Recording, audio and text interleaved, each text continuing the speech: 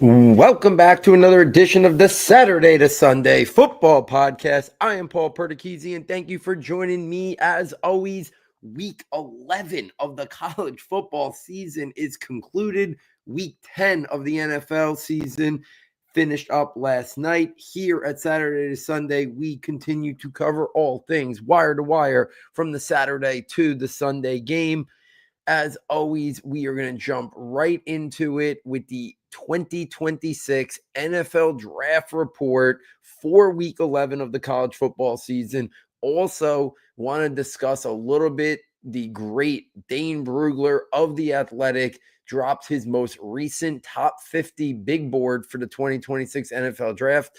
It is must read as always. I will continue to say it. He's the best in the business in terms of draft analysis. He is worth the cost of the Athletic subscription alone. The draft guide, The Beast, is worth every penny that your entire Athletic subscription costs. So make sure you get over to The Athletic if you are not subscribed, and subscribe to The Athletic so you can read all of Dane's content. I will be sharing a couple of the snippets in terms of where he has some of the offensive skill players, but you got to go read the entire article. The entire article covers his top 50 in great detail. Like I said, it is must read all his content and all his works to go support him and all the great writers over there at The Athletic. But before we get to his top 50, let's talk about important things that happened in Week 11 of the college football season. Fernando Mendoza had his Heisman-like moment, leading his team down the field against a good Penn State defense. I know Penn State has had an up and down year, but defensively, they have a good defense.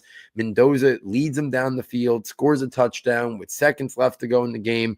His numbers this week were subpar, 19 of 30, 218 yards. But that big touchdown to lead the victory. Right now, I think Mendoza is in the pole position to be the QB1 in the 2026 NFL Draft. I will say I think Ty Simpson is closing ground quickly. He had an impressive performance this past weekend, 21 of 35, 277 yards and a touchdown versus LSU. I think at this point now, it is really becoming a two-horse race. I think a lot of the other prospects are going to end up going back to school that are very tools-based and traits-based. We're talking about Arch Manning. I think he'll be back to school. I'm talking about Lonera Sellers. I think he'll be back to school. And then Dante Moore this week struggled, 13 of 20, only 112 yards. But if you believe all the reports that are out there, all the reports are that Dante Moore is going to be headed back to college, not declaring himself. So right now, I don't think you're going to have Moore in the top 10 or in the mix there. You're not going to have Lonera Sellers, I think, as a round one guy. You're not going to have Arch Manning in the conversation. Those are going to be the three guys you're kind of talking about, I think, at the top of the 2027 board a year out. But I don't think any of them are going to be in the 2026 draft class, which if that's the case, we're talking about now a two quarterback class. We're talking about two guys who are going to go in round one, and I don't even know if we're going to have any others anywhere near the early portion of the first round. I don't even think we're going to have round two guys. We might have some guys later on in the draft, but it becomes a repeat of last year, so to speak, where you're going to have, Cam Ward and Jackson Dart went round one. I think this year is going to be Fernando Mendoza and Ty Simpson if the other quarterbacks all end up going back to school, as the current rumors and reports suggest that they will. So right now, I think we're going to constantly be talking Ty Simpson, Fernando Mendoza, who ends up declaring, who ends up becoming the first pick of those two quarterbacks. I think both of them will probably go inside the top 5, top 10. Teams will move around and jockey for position, even if a team like the Giants is there who doesn't need a quarterback. There'll be teams looking to trade with them if they are believers in Ty Simpson or Fernando Mendoza. So those are that's the quarterbacks. Not a lot to talk about this week, but I thought Mendoza's performance against Penn State, leading his team down to victory, noteworthy. Another checking the box off, handling a big moment, handling the pressure, leading his team to victory. That was Mendoza this week. Ty Simpson continuing to kind of build each and every week and put himself in the map. Again, the big question with Ty Simpson is going to be, does he have enough experience, right? We know that question sometimes is a hot topic question when it comes to evaluating the quarterbacks, and that is going to be what we hear a lot about Ty Simpson. Has he played enough in terms of the NFL, in terms of the college game, to transition and really make a true evaluation on him at the next level? If we take this to the running back position, kind of staying on that Indiana-Penn State game, It's been a very down year for Nicholas Singleton, but this past week, 10 carries, 71 yards, and 2 touchdowns. Still shows that big-time athleticism, that big-time playmaking ability, but it's just been so inconsistency. The vision, the patience, the natural run instincts have been very inconsistent. So I think a guy like Singleton, who once was thought to maybe be a top 50 type pick, now he's probably a day 3 pick, but he's going to be one of those day 3 guys that's really intriguing because there is a lot of upside. There is a lot of athleticism. Once upon a time, he was looked upon as a guy who could go high in the draft. So he'll be a guy that a team takes and to see if they can kind of figure it all out and cater to his strengths, which is that athleticism, is that big play burst and acceleration. And then the new name I want to talk about, the running back position. We've talked so much about Jeremiah Love, the lead back in Notre Dame, but we haven't talked a lot about Jadarian Price, the running mate to Jeremiah Love at Notre Dame.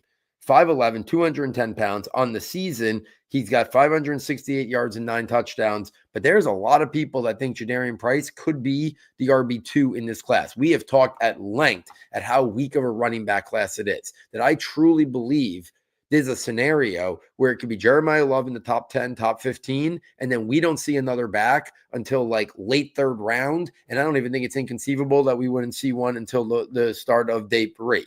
Now, I think some people will emerge. Some people might think Price could emerge as a round 3 guy. I think he's more of a late round 3 to round 4 type player. And that's where I kind of think the rest of these running backs are even going to start to be in consideration. But Jadarian Price has put together a very nice year. But he could see a scenario where Jeremiah Love goes on to the NFL. He goes back to school. Next year, he could rush for 1,400 yards and maybe be a 2nd round pick. So I do see a scenario where Jadarian Price goes back to school and says, you know what, I'm going to wait out my turn. I'm going to be the guy who replaces Jeremiah Love, put up a monster year, and next year could even go higher in terms of the NFL draft. Next up, if we take this to the wide receivers, which hands down is now becoming the strength of the offensive skill position group for the 2026 NFL draft. Quarterback, like I said, there could only be 2 guys in round 1. Running back, it's possible there's only 1 guy in the top 100. Tight end, I think you're going to see Kenyon Sadiq go in round 1. Not sure when we see the others. We'll probably see a couple then maybe in round 3, but no slam dunks. But the wide receiver position is really starting to round out into form and be looked at as a much stronger class than I thought it was going to be. This past week, Makai Lemon, 11 catches, 164 yards, shows that inside-outside versatility. And I think it was Hayden Winks of Underground, so I want to give him credit, said that so many of the great wide receivers in the NFL right now win the same way Makai Lemon wins. The separation quickness, the route running, the understanding of route concepts. There's a lot of ways you can see Makai Lemon being an impactful player on a level of Jackson Smith-Njigba. Not saying, now this year Jackson Smith-Njigba has taken his game to a whole nother level. But last year, Smith-Njigba was still a very good player. I think that might be the ceiling for a guy like Makai Lemon. Maybe the floor is a guy like Zay Flowers. So if Makai Lemon is somewhere between Zay Flowers and last year's Jackson Smith-Njigba, I'm not going to say this year's where he's became one of the top 5 wide receivers in the NFL. If that's where Makai Lemon scenario is, then yeah, he's going to go in the top 20 of the NFL draft, and he's going to be an impactful player at the next level. His teammate, Jacoby Lane, 7 catches, 74 yards, and a touchdown. Again, a wide variety of opinions on Jacoby Lane. ESPN draft guys seem to love him. Other people seem to think he's more of a day 3 guy. I'm kind of more late round 3 to early day 3, but I do see the pathway, the scenario where he's got the size, he's got the frame, he's got the catch radius, he can go up and get the football. He shows the ability to adjust at high point. So he's an interesting player. This past week, 7 catches, 74 yards, and a touchdown. Zachariah Branch, week in and week out, making plays. Another touchdown this week, 8 receptions, 68 yards. But again, we talked about him. The versatility that Zachariah Branch brings is what I think is going to make him a top 50 pick in the NFL draft. The elite return ability, the manufactured touch ability, but the ability to have created this now explosiveness, vertical slot, do different things with him. Teams are looking for that X factor. I think we could see Zachariah Branch go somewhere in the first 2 rounds of the 2026 NFL draft. Chase Roberts out of BYU on the season, 38 catches, 652 yards, and 8 touchdowns. Haven't talked much about him, but he's 6'4", 210. He does a great job using that body to create late separation, uses that physicality, and toughness at the top of his routes, winning contested catches. I think he's a day 3 type prospect, but an intriguing one nonetheless. This past week, 6 catches, 61 yards, and a touchdown. KC Concepcion, I think he's a guy who's going to emerge. I think he's got a real chance to go late round 1 through round 2. I think depending on how he tests out, we may see Concepcion somewhere in that late round 1 through round 2 mix. This past week, 4 catches, 84 yards, and a touchdown. Eric Singleton, I think his stock has definitely fallen a little bit from earlier in his collegiate career, but another big play, vertical slot, get him the ball in space. This past week, 11 catches, 102 yards, and a touchdown. I would have him as like a round 3, round 4 grade right now, but I've always been a fan of Singleton, so I might be a little bit higher on him than others. And then Denzel Boston, another guy, late round 1, somewhere through round 2, 8 catches, 62 yards, and a touchdown this past week, showing that ability to use that size, use that frame to be a guy who can be an X receiver, but not have that great separation, but can win in different ways, can use that the combination of that size frame, late separating, contested catch winning ability to be a weapon on the outside. So this wide receiver class is really emerging to, I think, be the strength of the offensive side of the football for the 2026 NFL draft. I think there's a real possibility we can get 4, maybe 5 in round 1. I think 3 are locks in Jordan Tyson, Mekhi Lemon. I think those are and Carnell Tate. Those are the 3 locks for round 1. I would be surprised if we don't get at least a 4th. Maybe it's Zachariah Branch. Maybe it's KC Concepcion. I think there's a Denzel Boston. I think there's a scenario for maybe 5 in round 1. I would feel confident that maybe 3, but I would be surprised if a 4 didn't at least get in there. And then I think we'll see a bunch in round 2 as well. I think it's definitely became the strength of the 2026 NFL draft from the offensive side of the football. If we take this to Dane Bruglar's top 50, things that stood out, I want to go through and mention just the offensive skill players. Again, get over to the website, Athletic. Make sure you're buying an Athletic subscription so you can read the whole article and you can follow all of Dane's work and all the other great writers over there at the Athletic. In his top 10 big board, he has Ty Simpson at number 2. Let's look at the quarterbacks. He has Ty Simpson at number 2. He has Fernando Mendoza at number 7. He has Dante Moore at number 12. And he has Lenora Sellers at number 15. Those are the 4 quarterbacks that he has in his top 50. And I'm not surprised. I do think it's a little surprising that he has a gap between Simpson and Mendoza, and it's not even back-to-back. It's number 2 overall and number 7 overall. So Simpson is now catapulted to be his clear QB1 in this quarterback class, but he has both those guys top 10. It's interesting that he still has Moore and Sellers at 12 and 15. I think that speaks volumes on their physical traits, especially Sellers, who's had a down year, but those physical traits are so enticing. He still has him in his top 15 overall big board. I think Dante Moore has had a much better statistical year, not this week notwithstanding. But both of those guys still in his top 15, I think, do speak volumes on what kind of upside those 2 guys possess in terms of their physical traits.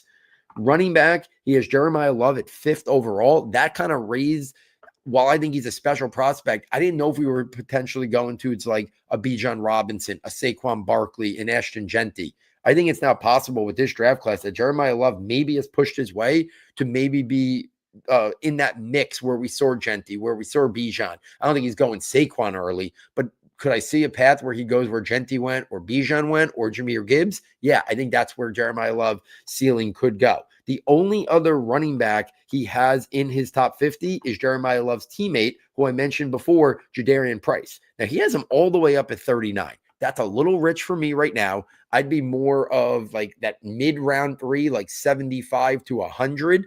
I'm not ready to put Jadarian Price up there. But if Jadarian Price thinks that Dane Bruglar's rating is what the NFL evaluators, then he should 100% come out in this draft class. He'd be the clear RB2 after his teammate Jeremiah Love. If he thinks he's going early to mid-round 2, he should 100% declare, because this draft class is so weak at the running back position. And if he thinks he could have that kind of draft stock and that kind of draft capital, it'd be foolish to go back to school, because even if he has a great year next year, he might not improve his draft stock much at all if he's already being considered in the mix to that early to mid portion of round 2.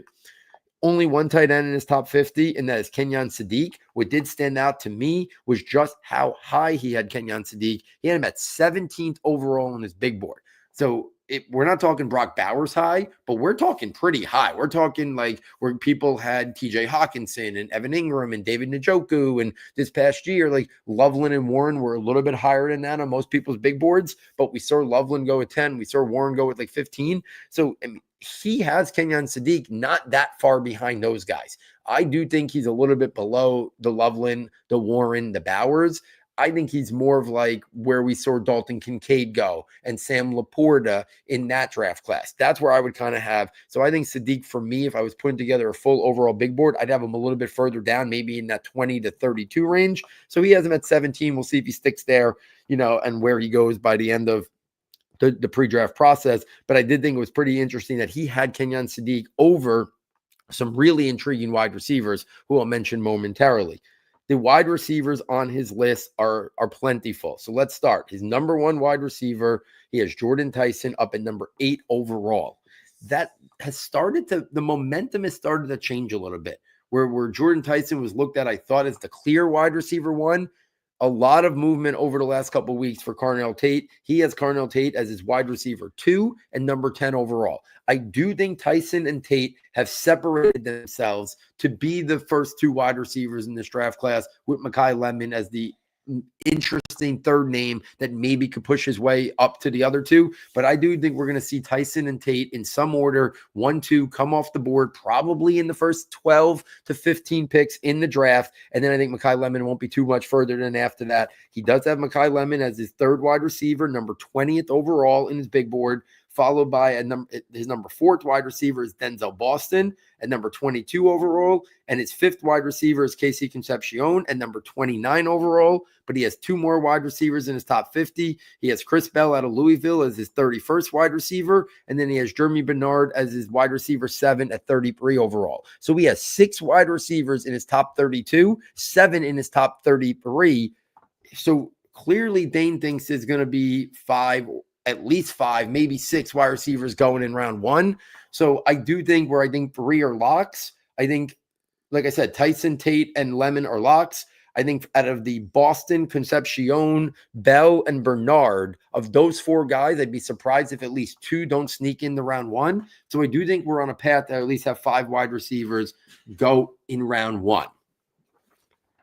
Let's spin this over to the Sunday game, and let's talk about the NFL rookie report for week 10 of the NFL season. At the quarterback position, 2 things. Jackson Dart was balling out against Chicago. His ability to make every NFL throw, his ability to navigate the pocket, his ability to play off structure, week in and week out, has been so impressive.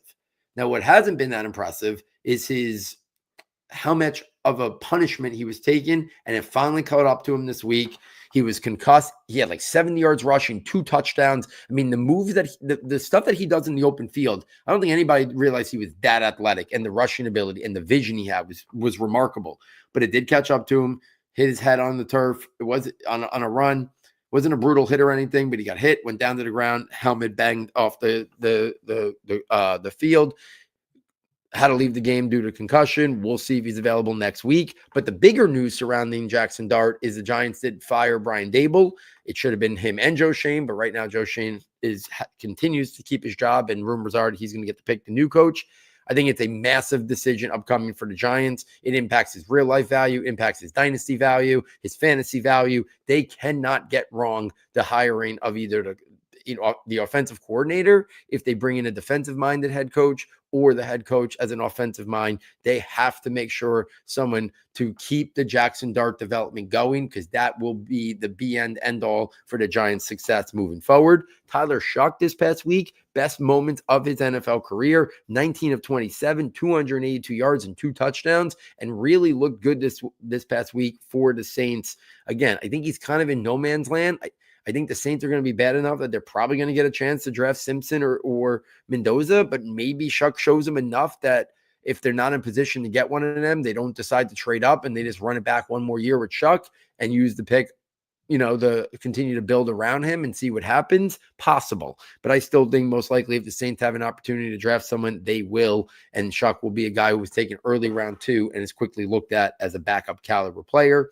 At the running back position, it was Travion Henderson's breakout week, 14 carries, 147 yards, and 2 touchdowns. He had 2 explosive beyond 50-yard touchdown runs this past week. It was just a matter of when. I think Travion Henderson is too complete of a running back. The vision, the play strength, the explosiveness, the acceleration, all of it. It was a matter of when, not if. I think he's now going to be a critical part of the Patriots moving forward. Woody Marks this past week, 14 carries, 63 yards, and a touchdown, 2 catches, 18 yards. I think that's Woody Max's max. 16 touches, and that might even be a little rich. I think he might be best in that 12 to 14 range. But this past week, 16 touches, found the end zone, 80 total yards. I think that's what Woody Marks could deliver if given the amount of touches on a weekly basis.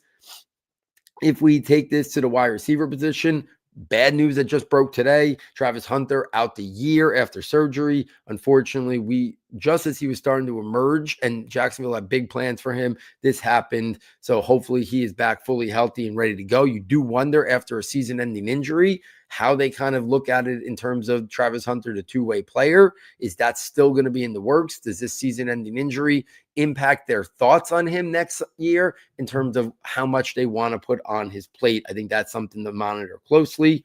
Kyle Williams only had 1 catch, but it was a 72-yarder for a touchdown. I think Kyle Williams is one of those guys, if you have him, you hold on to him. If you can get him cheap, you kind of trade for him now because let's be honest, they don't have a lot there in the Patriots wide receiver room. There's opportunity for someone to emerge.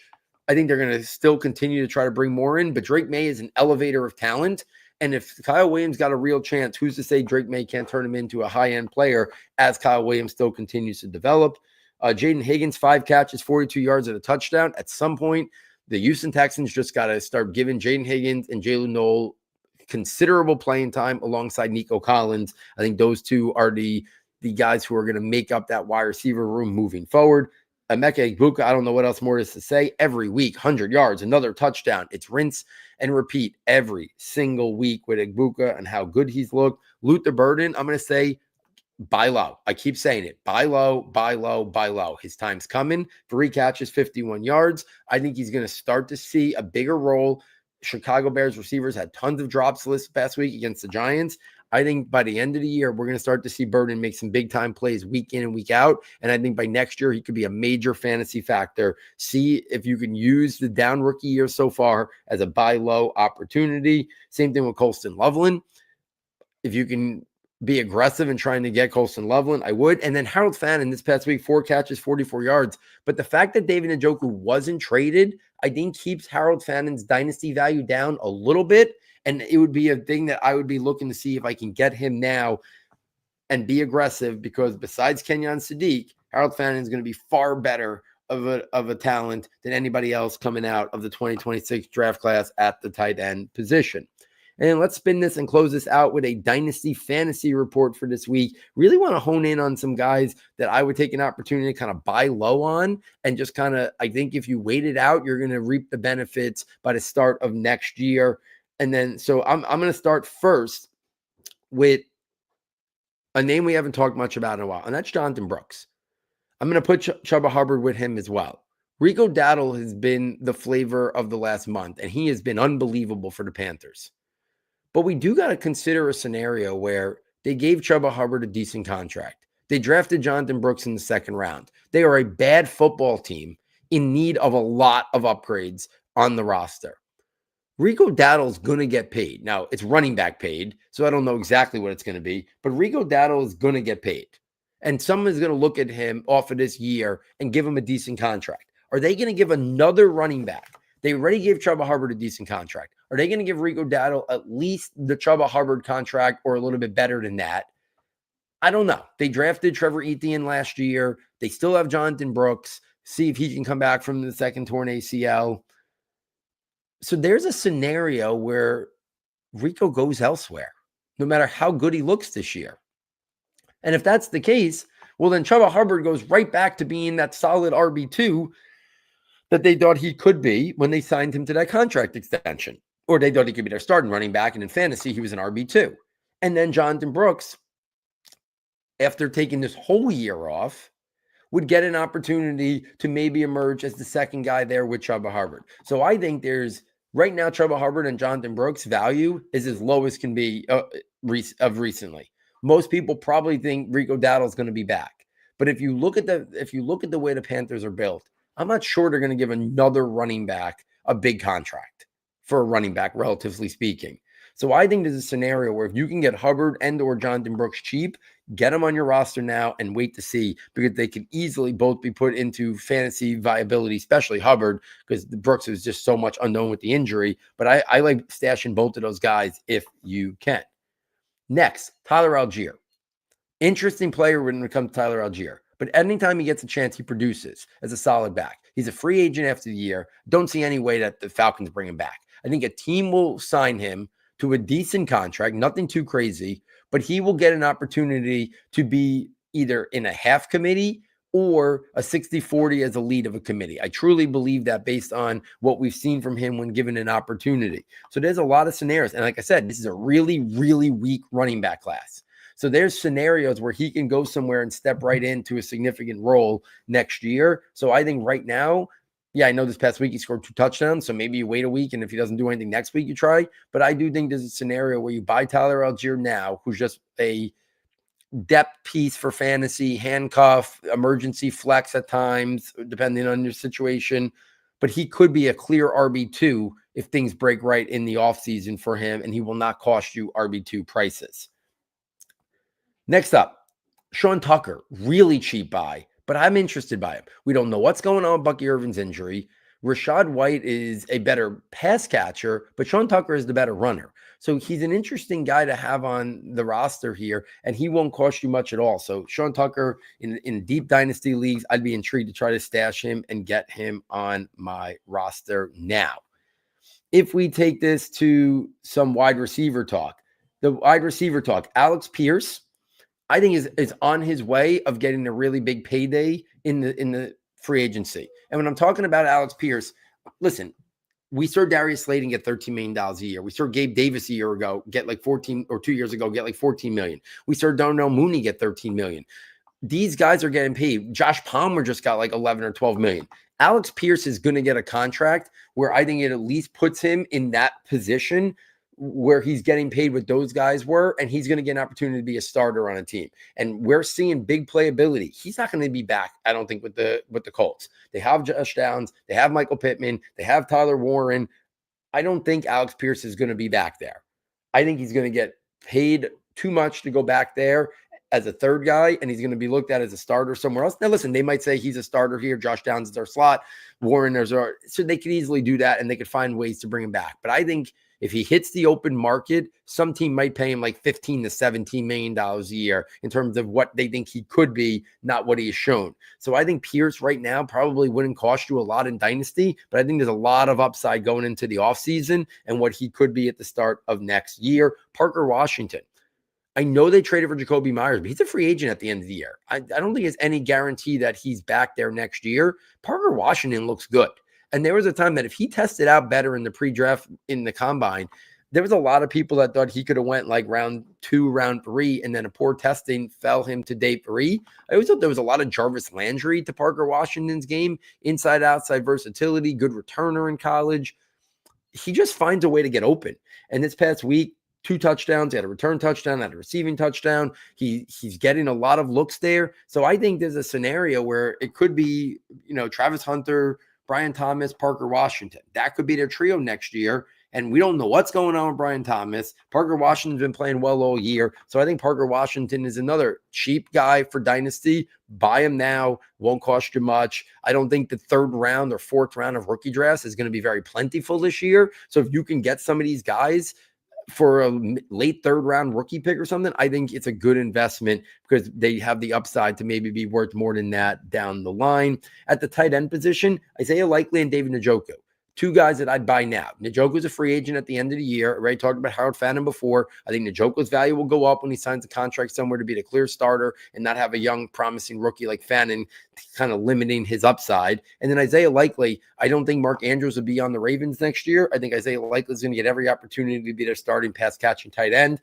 And right now he wouldn't cost that much, but I think by next year he could be a top 12, top 15 dynasty tight end who is not costing you anywhere near that in a trade right now. And then at the quarterback position, the one name I wanted to kind of talk about is in Superflex or 2 quarterback leagues. I think once Brock Purdy comes back, I think trying to get your hands on Mac Jones could be interesting. I know he's got a pretty cheap backup quarterback contract, but I could see a team trying to trade the 49ers a draft pick in a weak quarterback class. I could see a team offering a third round pick or even a late second if they're desperate for a quarterback and maybe take Mac Jones and give him an opportunity to be their, short-term starter, maybe their reclamation project, and see if a team can turn him into the next Daniel Jones and Baker Mayfield and Geno Smith and all these other guys we've seen. I think Mac Jones has that potential, especially particular offenses that cater to his skill set, like San Francisco's does, and the success we've seen him have there. I think it's possible a team could look at Mac Jones and see him similarly as the type of guy who could work for their system, and he will not cost you much in a trade. So I think in 2 quarterback or super flex leads, once Brock Purdy comes back, Mac Jones becomes a really interesting buy for sure as a guy you kind of stash and wait and see if he gets an opportunity next year to be a starter somewhere. So there it is, guys, the NFL draft report for week 11 of the college football season, the NFL rookie report and dynasty fantasy report for week 10 of the NFL season. If you're enjoying this content, please get over to the website, S2S Football, fastest and easiest way to get there. Check out the premium content tab, and for $9.99, you get access to all of our premium notebooks, the scouting notebook, the rankings notebook, and then in April, the release of the draft projections notebook. You get it all for $9.99. It is the best way to support the show and to help us to continue to do what we do here. If you've bought it in the past, we hope that you consider purchasing it again, and the sooner the better. If you've been a long-time listener but never purchased it, please consider purchasing it for $9.99. It does greatly help us to continue to do what we do here. All the money goes right back into server fees, subscription fees, and anything else we might need. So, on behalf of our sound tech engineer, David Nicano, and myself, thank you for joining us, and we look forward next time taking you from Saturday to Sunday.